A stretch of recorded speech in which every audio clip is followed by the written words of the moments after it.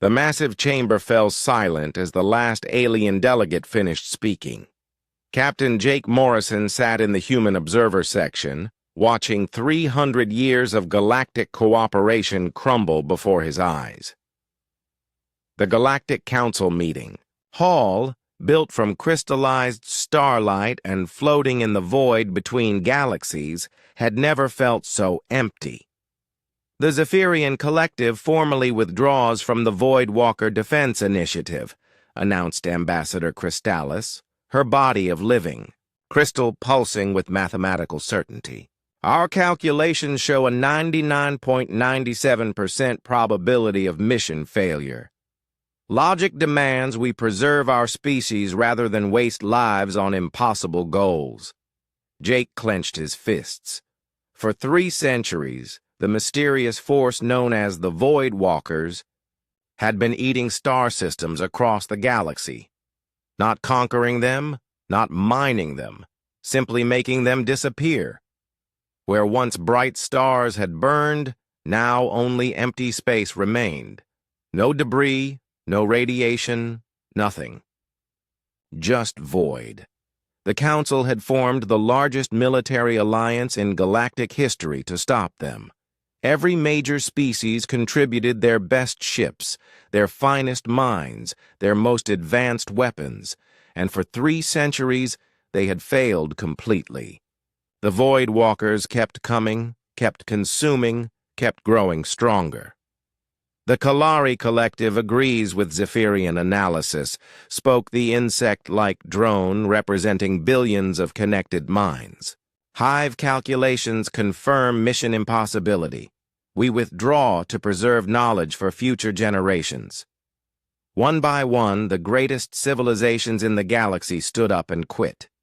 The energy beings called lumens, who had existed for millions of years, declared some forces were beyond understanding. The machine intelligences of the Nexus worlds calculated that continued resistance would only accelerate galactic destruction. Even the warrior clans of Thakros, who had never retreated from any battle, announced they were pulling back to their home systems. Jake looked around the observer section. Representatives from hundreds of smaller species were packing up their belongings, their faces showing the same defeated expression. The most advanced minds in the galaxy had all reached the same conclusion. The Voidwalkers could not be stopped. Ambassador Lisa Carter sat alone at the human delegation table. As the youngest species in the Council, humanity had always been given only observer status. They could watch, they could listen, but they had no vote in major decisions. Most species considered them barely civilized, their technology primitive, their thinking chaotic and illogical. The Council Chairman, a towering Kalari with compound eyes that could see in 11 dimensions, approached Lisa's table. His movements showed what might have been sympathy in his alien way. "Ambassador Carter," the chairman said, his translated voice carrying undertones of sadness. "Surely humanity will see wisdom in this decision. You are a young species with much potential. There is no shame in choosing survival over pointless sacrifice." Lisa looked up from her data pad, where she had been reviewing Earth's military assets. The numbers were not impressive compared to what the other species could field. Humanity had perhaps 1,000 ships that could fight in deep space, while the Zephyrians alone had brought 50,000 crystal dreadnoughts to the war effort. "Chairman," Lisa said quietly, "I think you misunderstand something about humans." The alien leader tilted his massive head. "What do you mean?" Lisa stood up, her small human frame dwarfed by the towering Kalari. "When everyone else gives up on a mission, that's not when we quit. That's when we take it personally." The chairman's compound eyes focused on her with surprise. "Ambassador, your species possesses admirable courage, but courage alone cannot overcome mathematical certainty. The Void Walkers have consumed over 2,000 star systems. They have destroyed fleets containing millions of ships. They adapt to every weapon we use against them. What can humanity possibly do that we have not already attempted? I don't know yet, Lisa admitted. But I know what we won't do. We won't run away. Around the chamber, other delegates had stopped their packing to listen. The idea that humanity might continue the fight alone seemed to fascinate them, though Jake could see it was the kind of fascination usually reserved for watching someone do something incredibly stupid. The mathematical models are clear. Crystallis interrupted, her crystal body flashing with concern. Human ships cannot survive even one encounter with Voidwalker forces. Your weapons technology is centuries behind ours. Your defensive systems are primitive. You would be sending your people to certain death. Maybe, Lisa agreed, but that's our choice to make. The Lumen Delegate, a being of pure energy contained in a complex force field, flickered with curiosity. Young species often confuse bravery with wisdom. Do you believe your people can succeed where we have failed? Lisa thought about Earth, about the billions of humans who had heard about the Void Walker threat and had demanded their government take action. She thought about the volunteers lining up at recruitment centers, knowing they would probably die fighting an enemy that had defeated every advanced civilization in the galaxy. I believe we have to try, she said. Because if we don't, who will? The chairman made a sound that might have been a sigh. Ambassador, we respect your species' determination, but determination alone cannot change reality. The Void Walkers cannot be defeated through conventional means. Our greatest scientists, our most advanced artificial intelligences, our most powerful weapons. None of them have even slowed the enemy advance. Then maybe conventional means are the problem, Lisa replied. The chamber erupted in surprised chatter. The idea that conventional wisdom might be wrong seemed to shock the assembled delegates. After all, these were the most advanced species in the galaxy.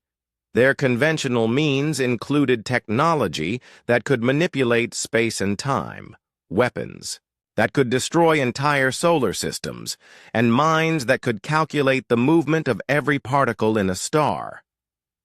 The chairman raised one clawed hand for silence. What do you propose, Ambassador? I propose that humanity does what humans do best, Lisa said, gathering her datapad and preparing to leave. We look at an impossible problem and refuse to accept that it's impossible. As the human delegation prepared to depart, Jake heard whispers in dozens of languages. Most expressed pity for humanity's foolishness. Some showed admiration for their courage. A few wondered if perhaps the young species might see something the older ones had missed.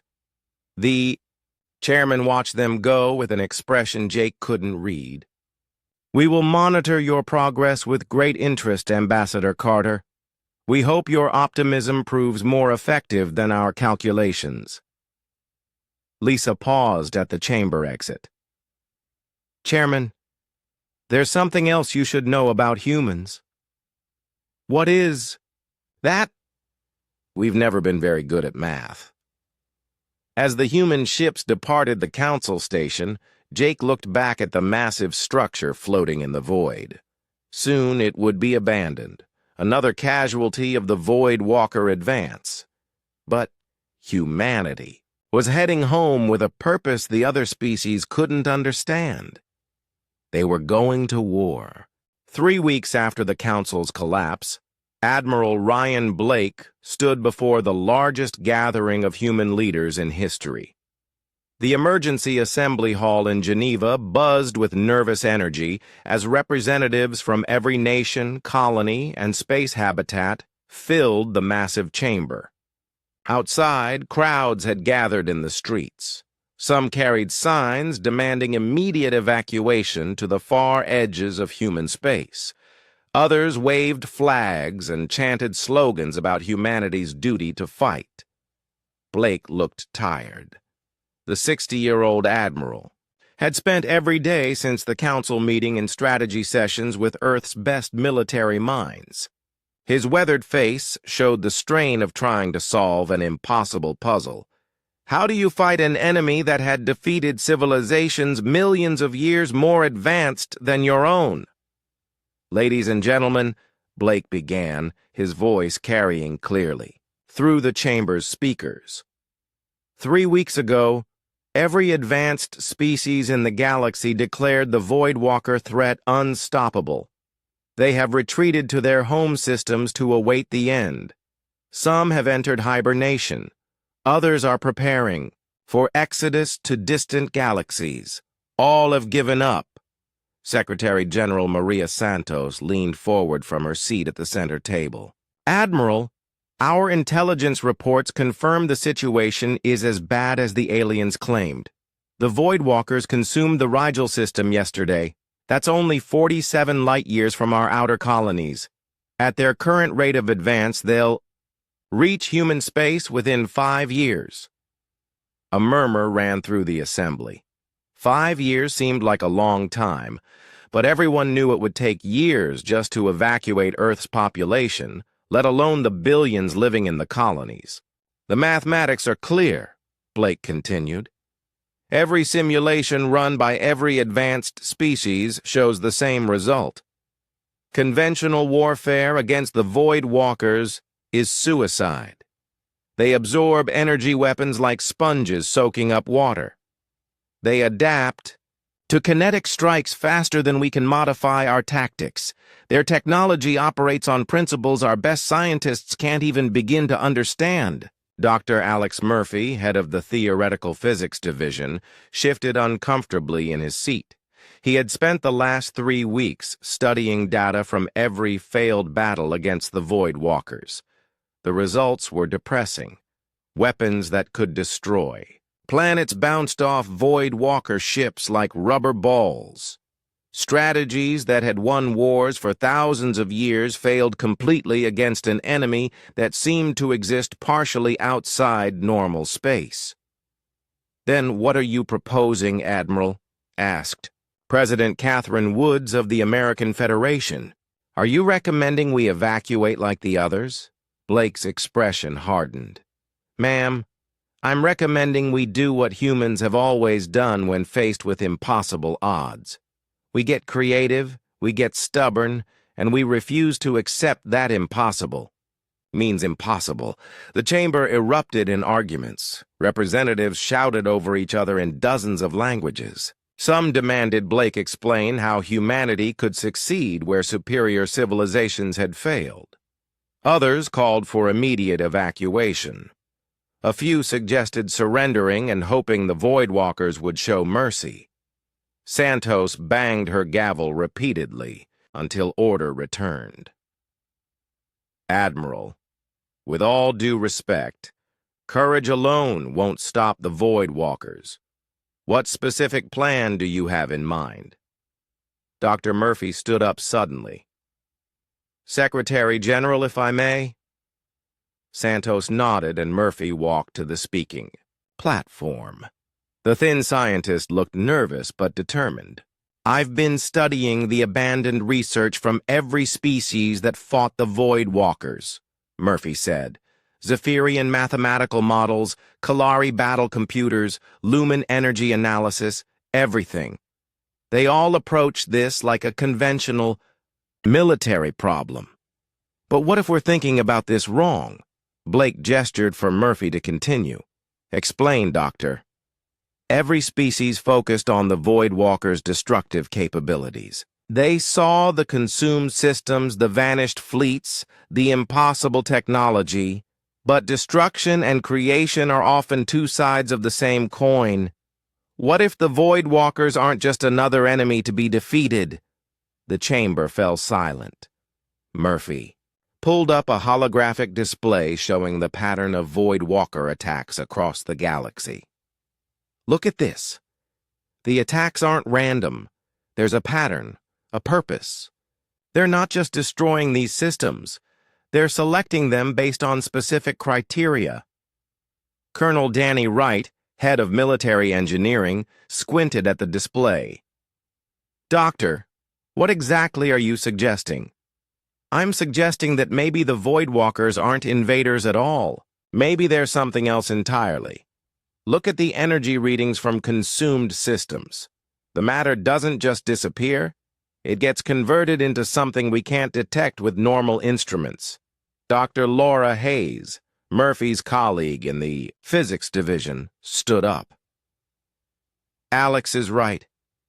I've been analyzing the quantum signatures left behind after Voidwalker attacks. The space isn't empty. It's been restructured at the subatomic level. It's like they're building something, but in dimensions we can't perceive. Blake felt a spark of hope for the first time in weeks. Are you saying they might not be hostile? I'm saying we don't understand what they're doing, Murphy replied. Every other species assumed they were destructive because they saw destruction. But humans have a history of looking at the same data and reaching different conclusions. Santos frowned. What do you need to test this theory? We need to get close to them, Murphy said. Close enough to study them in action with equipment designed specifically to detect what they're really doing. The other species tried to fight them from a distance. We need to observe them up close. That's suicide, protested General Harrison. Clark. Every ship that's gotten close to the Void Walkers has been destroyed. Every ship has tried to fight them, Blake corrected. What if we don't fight? What if we just watch? The chamber erupted again. The idea of sending human ships to observe rather than fight seemed like cowardice to many. Others argued it was the only logical approach if Murphy's theory was correct. Representative Kim Park from the Asian Coalition stood up. Admiral, are you seriously proposing we send our people on a suicide mission based on a theory? I'm proposing we send volunteers on a reconnaissance mission based on the best new hypothesis we have, Blake replied. Because sitting here arguing about it won't save any lives when the Void Walkers reach human space. Murphy returned to the platform. There's something else. The other species all had one thing in common. They were ancient, advanced, set in their ways of thinking. They approached every problem with millions of years of accumulated knowledge and assumptions. Maybe that's why they failed. What do you mean? Santos asked. Humans are young. We're ignorant about a lot of things. But sometimes ignorance can be an advantage. We don't know what's impossible, so we try things that more advanced species would never attempt. Blake nodded slowly. Dr. Murphy is right. Every breakthrough in human history has come from someone who didn't know something couldn't be done. Maybe it's time to use our ignorance as a weapon. The debate continued for hours. In the end, the vote was close but decisive. Humanity would not evacuate. They would not surrender. They would send a reconnaissance fleet to study the Void Walkers up close, to test Murphy's theory that these beings might not be the simple destroyers everyone believed them to be. As the assembly dispersed, Blake caught Murphy in the corridor. Doctor, I hope you're right about this. Because if you're wrong, we're about to get a lot of good people killed. Murphy adjusted his glasses nervously. Admiral, I've been wrong about a lot of things in my career, but I've never been wrong about humans' ability to surprise everyone, including themselves. Blake smiled grimly. Then let's go surprise some Void Walkers. 6 months later, Commander Kate Phillips stood on the bridge of the reconnaissance vessel Persistence, watching the strangest fleet in human history prepare for departure. Through the view screen, she could see dozens of ships unlike anything humanity had ever built before. They were smaller than traditional warships, more maneuverable and packed with experimental technology that violated several Galactic Council safety regulations. "Final systems check complete," reported Lieutenant Ben Rodriguez from the navigation station. "All ships reporting ready for jump." Kate nodded, trying to keep her nervousness from showing. The Persistence was the lead ship in Operation Longshot, humanity's desperate attempt to understand the Void Walkers before they reached human space. Her crew of 12 represented some of Earth's best and brightest, volunteers who knew they were probably flying to their deaths. Dr. Murphy had spent 6 months refining his theory about the Void Walker's true nature. His team had designed new sensors specifically to detect the dimensional alterations he believed the aliens were creating. The ships carried no heavy weapons, only defensive systems, and the most advanced scientific equipment humanity could build. "Signal from Admiral Blake," announced Communications Officer Sam Foster. "The fleet is authorized to depart." Kate activated the ship's intercom. "All hands, this is the commander. We are about to begin the most important mission in human history. We're not going out there to fight. We're going to learn, to understand, to find the truth that might save our species and maybe the entire galaxy." She paused, looking around at her young crew. Most were in their 20s and 30s, brilliant scientists and engineers who had volunteered for what everyone called a suicide mission. "Remember, we're not heroes. We're explorers. And like all explorers, our job is to come back with knowledge that will help those who follow." The Persistence engaged its jump drive, and space twisted around them. When the distortion cleared, they were at the edge of the Androxa system, or what remained of it. Where once 5 planets had orbited a bright yellow star, now only empty space remained. Even the star was gone, leaving behind a region of space that seemed somehow wrong to human senses. "Picking up the signature," Rodriguez called out, his voice tight with concentration. 2 light years ahead, exactly where the intelligence reports predicted." Kate felt her stomach clench. Intelligence reports from the few alien observers who had managed to escape Void Walker attacks painted a terrifying picture. Ships that appeared from nowhere, technology that bent space and time, and the complete disappearance of anything they touched. "All ships, this is Persistence," Kate announced over the fleet communication system. "We have confirmation. The Void Walker fleet is moving toward the Sirion system right on schedule." The plan was insane by any reasonable standard.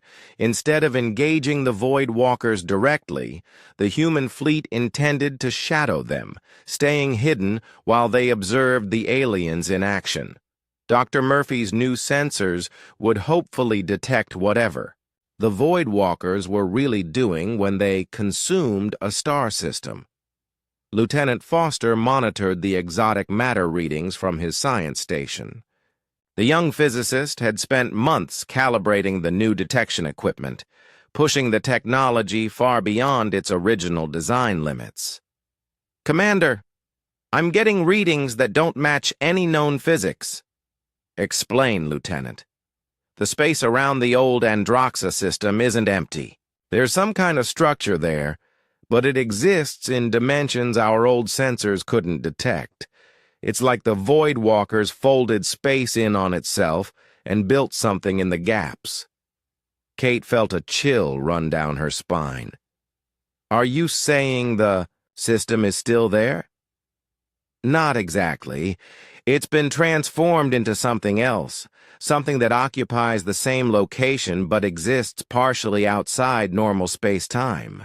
The fleet moved carefully through the debris field that was all normal sensors could detect of the Androxa system. The new sensors painted a different picture entirely.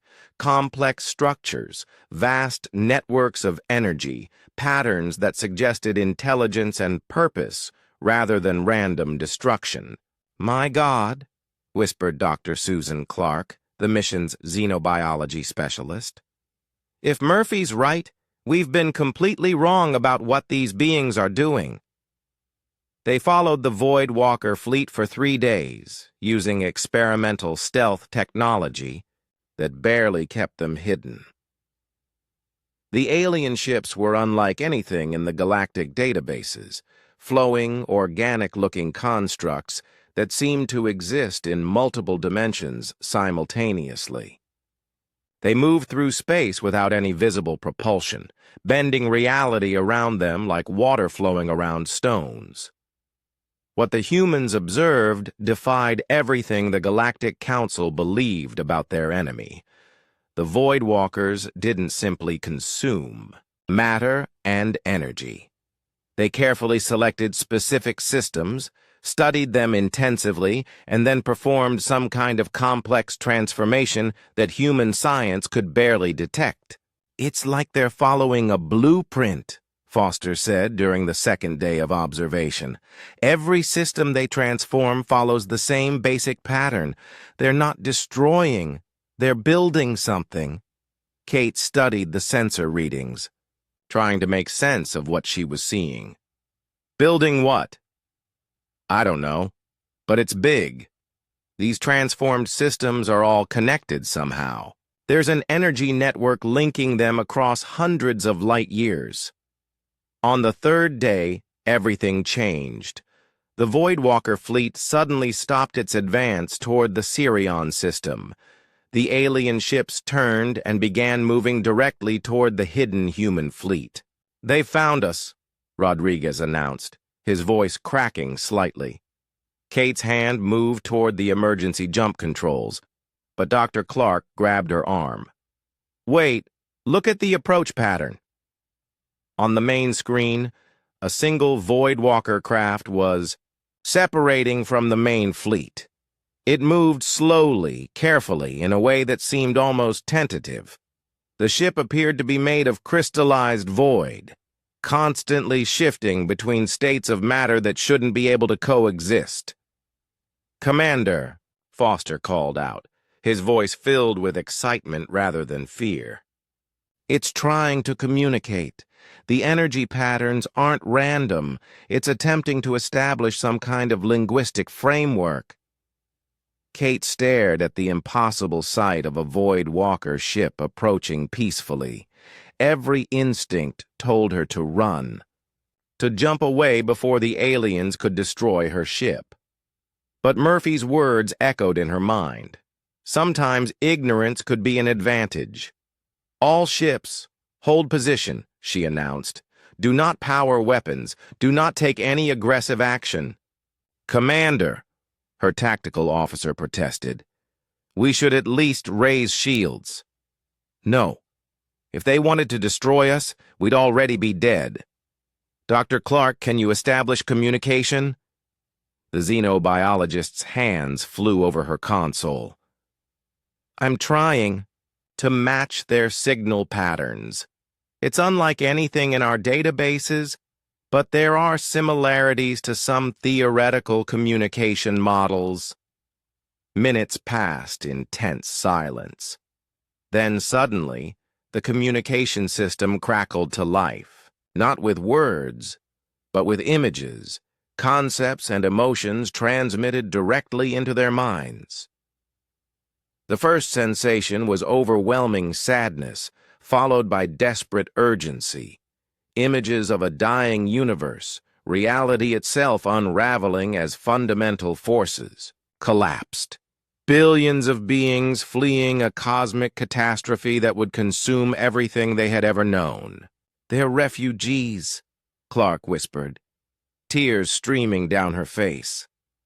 "They're not invaders. They're refugees from a dying universe, trying to save what they can before everything ends." The communication continued, painting a picture that turned Everything the galaxy believed about the Void Walkers upside down. They weren't conquerors or destroyers. They were architects, trying to build a bridge between universes before their original reality collapsed entirely. Kate realized that humanity had stumbled onto the greatest discovery in galactic history. The question now was whether they would live long enough to share it with anyone else. The communication lasted for 3 hours, and by the end of it, everything humanity thought they knew about the universe had changed. Commander Kate Phillips sat in stunned silence as the final images faded from her mind. Around her, the bridge. Crew of the Persistence looked like they had witnessed the end of the world, which in a way, they had. "Captain," Dr. Susan Clark said quietly, her voice hoarse from the emotional strain of the contact. "We need to get this information back to Earth immediately." The Void Walker ship, though Kate now knew they called themselves the Architects, had withdrawn to a respectful distance. The communication had been exhausting for both species, requiring the aliens to compress millions of years of history and cosmic physics into concepts human minds could barely grasp. Lieutenant Sam Foster was frantically recording everything his sensors had detected during the exchange. "Commander, the energy patterns they showed us, the dimensional mathematics, it's all real. I've never seen anything like it, but the quantum signatures check out." "What exactly did they tell us?" asked Lieutenant Ben Rodriguez, who had missed some of the later parts of the communication due to the strain on his mind. Dr. Clark pulled up the data on her screen, though Kate knew that simple charts and graphs could never capture what they had experienced. "They come from a universe that's dying, not just their galaxy, their entire reality. Something they call quantum decay is unraveling the fundamental forces that hold space and time together." "How long do they have?" Kate asked. "Days, maybe weeks. Their universe is collapsing faster than they expected." Clark's hands shook as she manipulated the display. "Everything they've ever known, every world, every life form, every work of art or science, it's all going to disappear unless they can complete their project." The project, Kate now understood, was what the galaxy had mistaken for an invasion. The Architects weren't destroying star systems.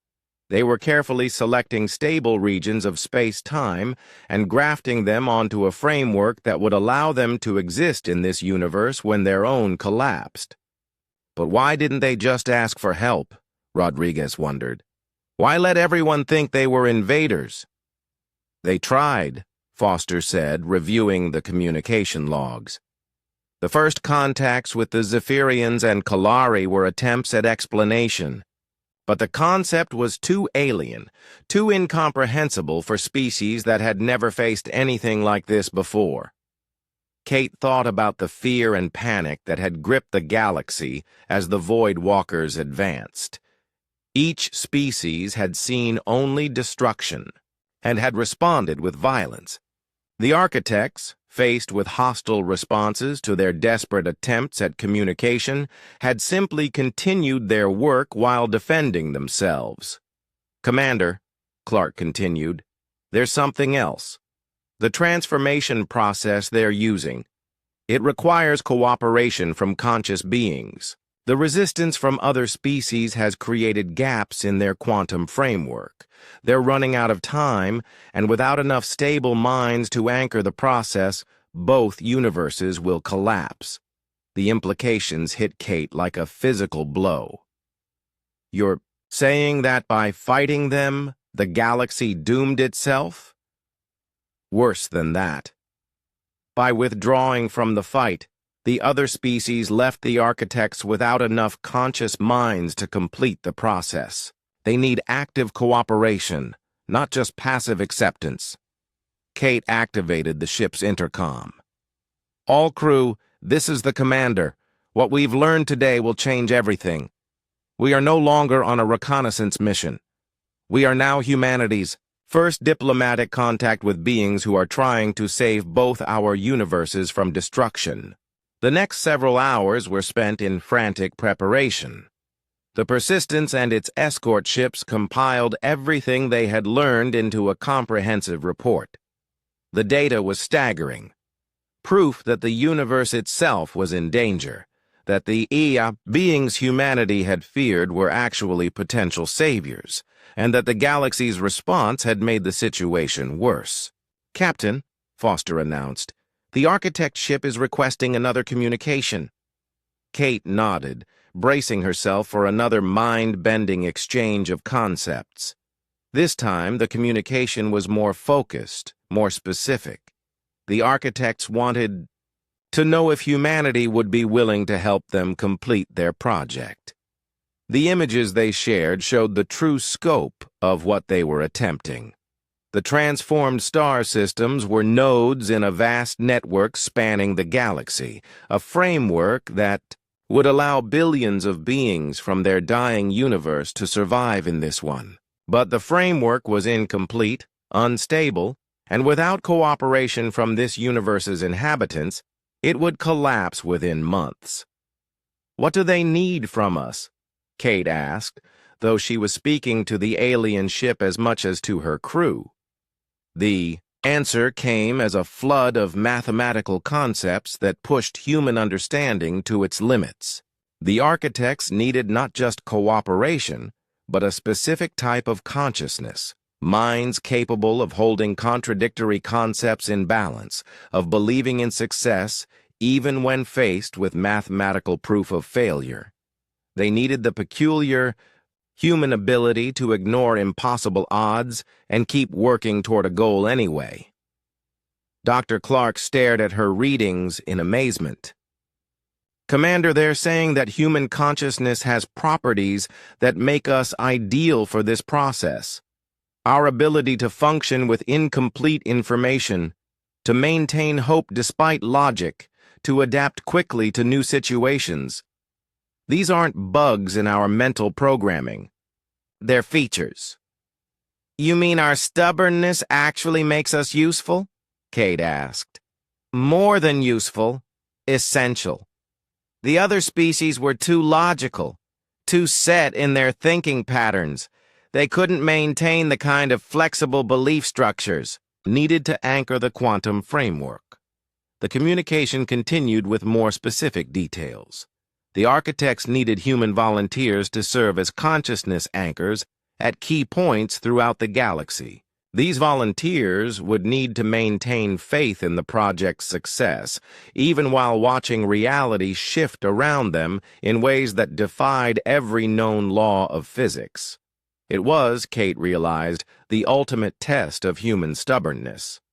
"There's one more thing," Foster said, his voice grim. "The process has to be completed within 6 months, or the quantum decay from their universe will spread into ours. If that happens, both realities will collapse into nothing." Kate felt the weight of the entire universe settling on her shoulders. Humanity had gone from being insignificant observers to being the key to saving all existence. The irony wasn't lost on her. The species everyone considered too young and too foolish to matter had become the only hope for survival. "Commander," Clark said, "we need to get back to Earth immediately. The government needs to know what we've learned." Kate nodded, but her attention was focused on the architect ship still waiting patiently nearby.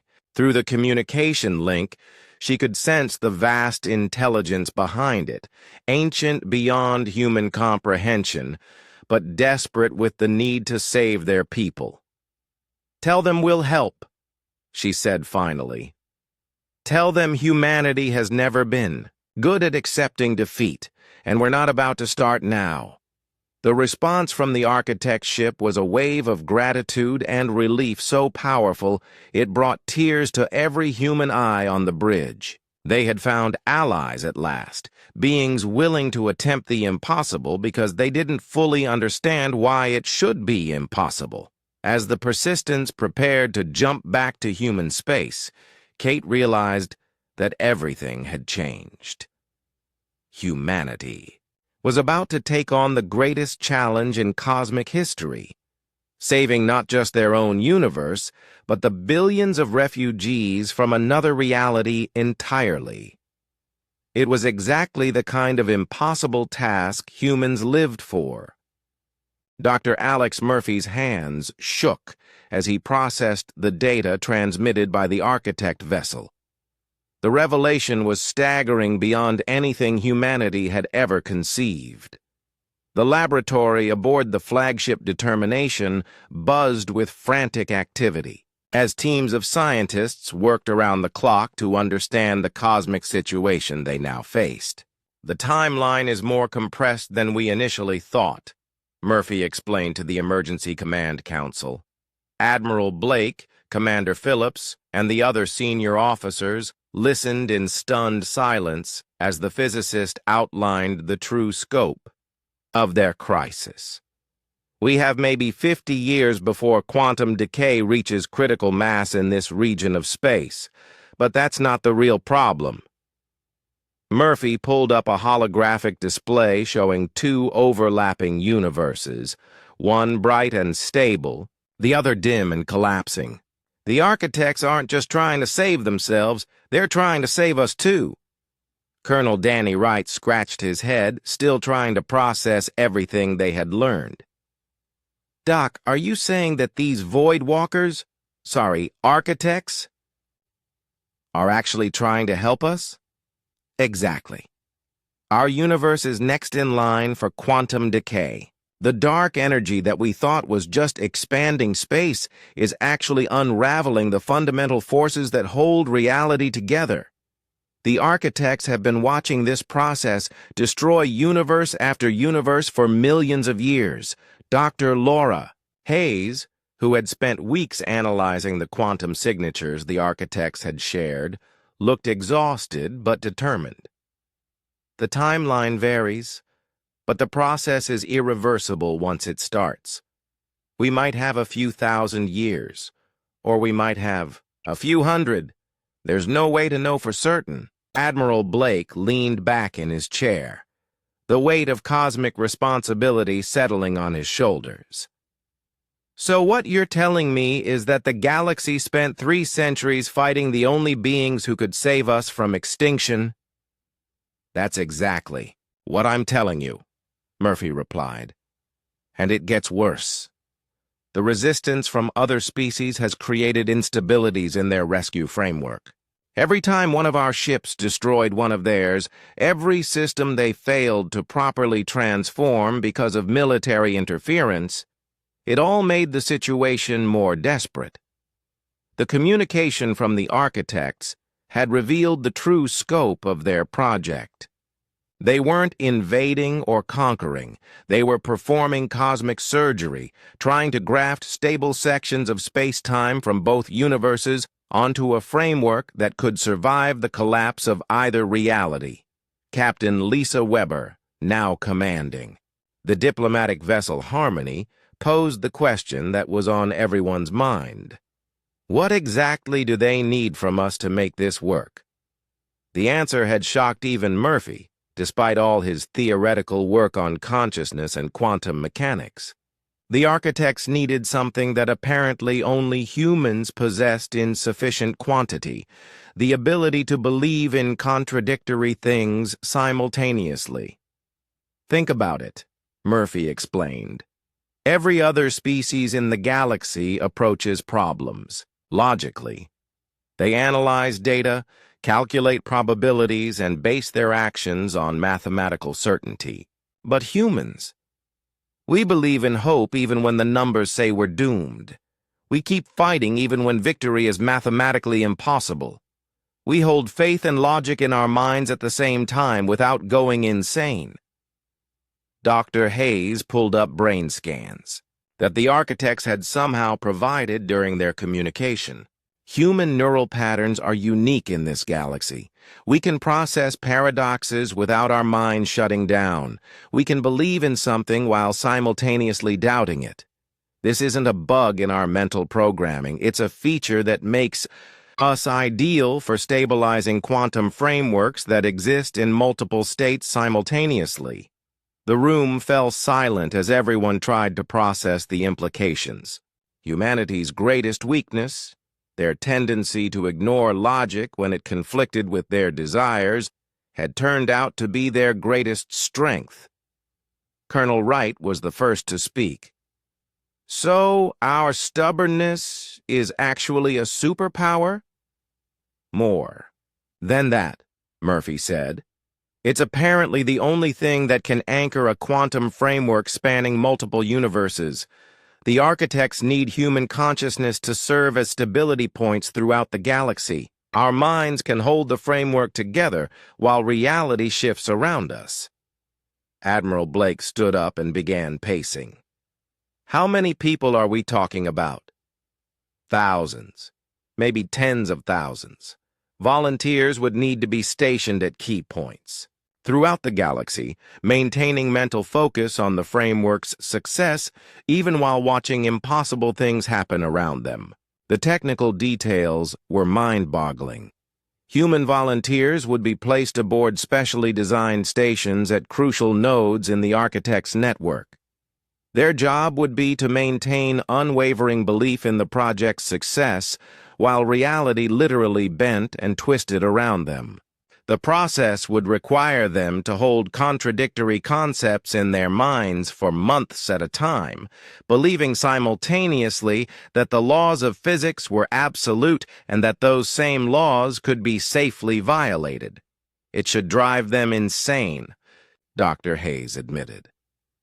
Any logical species would suffer complete mental breakdown from the paradoxes involved. But humans, we might actually be able to handle it. Commander Phillips had been quietly studying the technical specifications. What happens if we can't recruit enough volunteers? What if people refuse to participate? Murphy's expression grew grim. Then both universes collapse. The architect's reality dies first, within days or weeks. Ours follows within a few months. As the quantum decay spreads, everything that has ever existed or ever will exist simply stops. The weight of that statement settled over the room like a physical presence. They weren't just talking about the survival of humanity or even Earth. They were discussing the continuation of existence itself. There's something else, Murphy continued. The other species that withdrew from the fight, we need them back. The framework requires conscious minds from throughout the galaxy, not just humans. Our job isn't just to provide stability anchors. We also need to convince every species that abandoned the mission to return and help. Blake laughed bitterly. Great. So we need to persuade the most advanced civilizations in the galaxy to trust their survival to human intuition and architect engineering. How exactly do we do that? The same way we've done everything else, Phillips said quietly. We refuse to accept that it's impossible. Over the following days, the command team worked out the basic framework for humanity's response. They would need to mount the largest diplomatic mission in galactic history, traveling to every refuge world where the various species had retreated. They would need to recruit thousands of human volunteers for the most dangerous assignment ever conceived, and they would need to coordinate with the architects to modify their framework to accommodate the participation of multiple species, all while racing against a cosmic deadline that grew shorter every day. Dr. Murphy found himself appointed as chief liaison with the architects, a job that required him to think in 11 dimensions while maintaining his sanity. Dr. Hayes led the volunteer recruitment program, designing psychological tests to identify humans capable of handling paradoxical thinking without mental breakdown. You know what the crazy part is? Wright said during one of their planning sessions. 6 months ago, we were the junior species in the galaxy. Nobody took us seriously. Now we're the key to saving everything. Blake nodded grimly. Let's just hope we're up to the job. As reports came in from the reconnaissance fleets, the situation became clearer but no less daunting. The architects had already begun modifying their framework to accommodate human consciousness patterns. The other species would need to be convinced not just to return, but to work with beings they had spent centuries fearing. It was, as Murphy noted in his private log, exactly the kind of impossible task that humans specialized in making possible. The final phase began with humanity coordinating the largest cooperative effort in galactic history. Over 3,000 ships from dozens of species converged on predetermined positions throughout the galaxy, each one serving as an anchor point for the dimensional transition that would either save both universes or destroy them completely. Commander Kate Phillips found herself aboard the command vessel Audacity at the center of a coordination network that spanned the entire galaxy. The ship's bridge had been modified with architect technology that allowed direct neural interface between human consciousness and the quantum framework. It was a responsibility that should have terrified her, but Phillips felt only the familiar, human stubbornness that had carried them this far. Zephyrian mathematical models still show a 73% probability of catastrophic failure, reported Communications Officer Steve Parker, his voice steady despite the cosmic stakes. The Kalari Collective is experiencing anxiety subroutines they didn't know they possessed, and the lumens are composing what they call songs of beautiful uncertainty. Phillips grinned, the expression looking strange on her face as streams of quantum data flowed directly into her mind through the neural interface. Sounds like everyone's finally learning to think like humans. Throughout the galaxy, human volunteers sat at consciousness anchor stations, their minds linked to the architect framework in ways that should have driven them insane. Instead, they maintained their posts with the kind of stubborn optimism that had always characterized their species. At Station Alpha 7, near the galactic core, volunteer coordinator Sam Chen watched his displays as reality began to shift around them. The process had started with subtle changes, stars flickering between different states of existence, space itself taking on properties that violated every known law of physics. "Status report from all stations," Chen called out over the galactic communication network.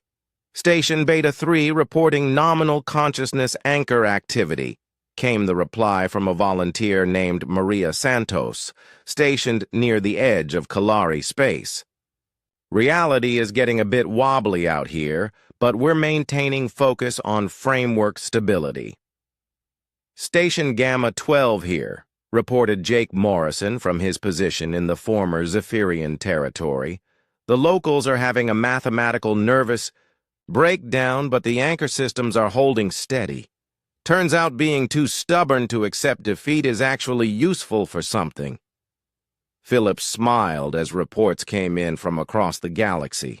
Humans were serving as consciousness anchors at over 200 critical points, their minds somehow capable of maintaining the belief that success was possible even while watching reality bend around them in impossible ways. The transition process itself defied description. Space-time didn't collapse or tear as the mathematical models had predicted. Instead, it flowed like water finding a new course, carrying stars and planets and entire civilizations sideways through dimensions that human language had no words. For Dr. Alex Murphy, linked directly to the Architect Quantum Network, tried to explain what was happening to the command staff. "Imagine reality as a vast tapestry," he said. His voice strained from the mental effort of processing 11-dimensional mathematics. "The architects aren't cutting holes in it or patching it.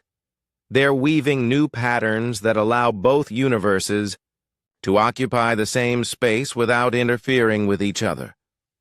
The process should have been impossible. The energy requirements alone should have torn the galaxy apart. But human consciousness, with its peculiar ability to believe in contradictory things simultaneously, provided a buffer that allowed the impossible to become merely improbable.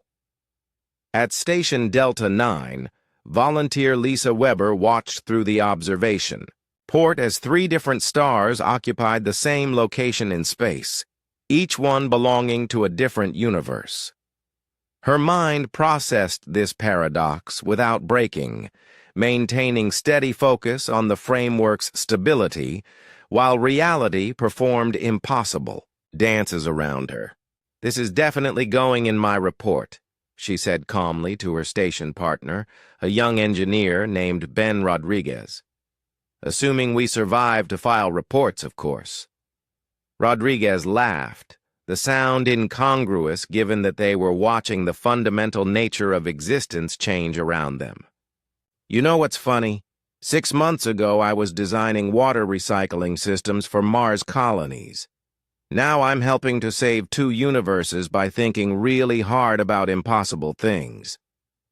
The transition process continued for 18 hours with human volunteers throughout the galaxy maintaining their concentration despite watching reality perform feats that should have driven any rational being insane. Stars slipped between dimensions, planets existed in multiple locations simultaneously, and space itself took on properties that made no sense to conventional physics. Through it all, the humans held their posts, their stubborn refusal to accept. Defeat serving as the foundation for the most ambitious engineering project in cosmic history. Captain Nicole Grant, stationed aboard the diplomatic vessel Harmony near the Architect command ship, watched the process unfold through sensors that had been modified to perceive multiple dimensions. "Admiral Blake, you need to see this. The framework isn't just preserving both universes, it's actually strengthening them. The quantum decay that was threatening our reality is being reversed by the process." Blake, monitoring the operation, from the command vessel Determination, felt a surge of hope that seemed almost inappropriate given the cosmic scope of what they were attempting. "Explain, Captain." The Architect framework isn't just grafting stable space-time onto a new structure, it's actually repairing the quantum damage in our universe. The dimensional transitions are creating new stable patterns that should prevent future decay events. Dr. Laura Hayes, coordinating the Consciousness Anchor network from her station on Luna, confirmed the readings. The human volunteers are reporting something unprecedented. The mental strain that should be driving them insane is actually becoming easier as the process continues. It's like human consciousness is evolving in real time to handle the new reality frameworks. Throughout the galaxy, the impossible was becoming routine. Species that had spent centuries studying the limitations of physics watched those limitations dissolve and reform into new patterns that allowed for previously inconceivable possibilities. The Zephyrians, their mathematical worldview shattered and rebuilt in real time, began developing new forms of calculation that could handle paradox and uncertainty. The Kalari Collective discovered that individual thinking didn't destroy their unity, but enriched it with new perspectives. The ancient Lumens found themselves capable of forms of existence they had never imagined possible. As the transition process neared completion, Phillips felt the quantum framework settling into its final configuration. The sensation was like feeling the universe itself take a deep breath and relax into a new, more stable pattern of existence. "All stations report status," she called out over the galactic network. The responses came back from across the galaxy, hundreds of human volunteers confirming that their consciousness anchors were holding steady, that reality had stabilized. In its new configuration, that the impossible had somehow been made real. "Station Alpha 7, all systems nominal. Reality is weird, but it's consistently weird." Station Beta 3, consciousness anchor stable. The Kalari are composing victory songs. Station Gamma 12, framework holding steady. The Zephyrians are trying to calculate what just happened, but their math keeps coming out in poetry. Phillips laughed, the sound carrying across the galactic communication network and somehow conveying the sheer human joy of succeeding at something everyone had said was impossible. "Ladies and gentlemen," she announced to the combined fleets of dozens of species, "I'm pleased to report that the transition is complete. Both universes are stable. The quantum decay has been reversed, and reality is now officially twice as large as it used to be." The celebration that followed was unlike anything in galactic history, beings from two universes coming together to marvel at what they had accomplished through cooperation, determination, and the peculiarly human refusal to accept that anything was truly impossible. 1 year after the Great Transition, Captain Jake Morrison stood on the observation deck of the newly commissioned exploration vessel Indomitable, watching a sunrise that emerged from 6 different dimensional angles simultaneously. The new universe. The architects had helped create operated on expanded physical laws that made the impossible merely challenging, and humans had adapted to it with their characteristic stubborn optimism. The sight never got old. 3 suns rose in overlapping dimensions, their light painting patterns across space that shouldn't have been able to coexist. In the distance, an architect vessel drifted gracefully between layers of reality, its crew of former refugees now partners in exploring the infinite possibilities of their expanded cosmos. "Still hard to believe we actually pulled it off," said Lieutenant Commander Rachel Stone, joining Morrison at the observation window. Her voice carried the satisfied tone of someone who had participated in the greatest success story in galactic history. Morrison smiled, remembering the desperate uncertainty of those early days when everyone thought humanity was charging toward certain doom. "You know what's really hard to believe? We're not even considered crazy anymore. The other species actually ask for our help now when they run into impossible problems." It was true. In the year since the transition, humanity had found itself in an unexpected position, the universe's go-to species for situations that appeared unsolvable. The Galactic Council had reformed as the interdimensional cooperative, and they'd assigned humanity a unique role that played to their strengths. "Captain," Stone said, reviewing their mission parameters on her data pad, "we've got 3 new impossible assignments this week. The Zephyrians need help with mathematics that don't make sense. The Kalari want us to mediate a conflict between 2 versions of themselves from different dimensions, and the Lumens are asking for advice on how to exist in contradictory states simultaneously." Morrison laughed. "Remember when we used to worry about proving we belonged among the advanced species? Turns out what made us special wasn't our technology or our intelligence. It was our complete inability to accept that something can't be done." The transformation of galactic civilization had been remarkable to watch. The various species hadn't just survived the transition, they'd thrived in ways none of them had expected. The Zephyrians discovered that their mathematical models worked even better when they incorporated human-style paradoxical thinking. Their crystal cities now hummed with calculations that embraced uncertainty as a fundamental component of truth. The Kalari Collective had undergone perhaps the most dramatic change. Contact with human consciousness patterns had taught them that individual thinking didn't destroy unity but enriched it. Now their hive minds operated on multiple levels simultaneously, maintaining collective decision-making while allowing for individual creativity and innovation. The ancient Lumens, who had existed as pure energy for millions of years, found themselves capable of new forms of existence that merged their energy states with the physical dimensions the architects had opened up. They spoke of experiences that transcended anything they had known in their long history. "Sir," Stone continued, "there's also a request from Earth. The Academy wants to know if you're available to lecture on applied impossibility theory." Applied impossibility theory? Morrison raised an eyebrow. "Is that actually a subject now?" "Apparently. Dr. Murphy has been working with architect scientists to develop a formal framework for achieving impossible things.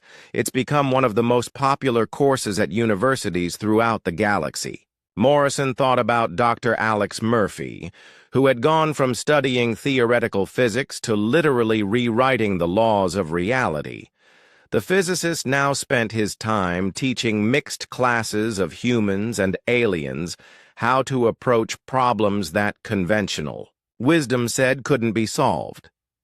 "The key," Murphy had explained in his most recent paper, "is understanding that impossible doesn't mean impossible. It just means nobody has figured out how to make it possible yet. Human consciousness appears to be uniquely suited for holding contradictory concepts in balance, which allows us to work toward solutions that more logical minds would reject as paradoxical." The communication system chimed with an incoming message from Admiral Blake, now serving as Director of Interdimensional Operations for the Cooperative. His weathered face appeared on the screen, showing the kind of satisfied exhaustion that came from successfully managing cosmic-scale projects. "Morrison, I've got your next assignment. We've made contact with beings from a third universe, and they're facing a situation that their science says is absolutely impossible to solve." Morrison grinned. "Sir, you say that like it's a bad thing." "The situation involves temporal paradoxes, dimensional instability, and mathematics that make our architect friends nervous. Every species we've consulted agrees that the problem has no solution." "Sounds perfect. What's the timeline?" "They need an answer in 6 months, or their entire reality collapses into a temporal loop that will trap them forever." Stone looked up from her mission planning. "Admiral, just to clarify, you're asking us to solve a problem that has stumped beings from 3 different universes using science that doesn't exist yet in a time frame that everyone agrees is too short?" Blake's smile widened. "Stone, if I wanted to assign easy missions, I'd give them to the Zephyrians. I'm giving this to you because it's impossible." As the Indomitable turned toward the coordinates of the third universe contact, Morrison reflected on how much had changed. A year ago, humanity had been the galaxy's youngest species, dismissed as too chaotic and illogical to contribute meaningfully to galactic civilization. Now they were the cosmic troubleshooters, the species other civilizations called when faced with problems that appeared unsolvable.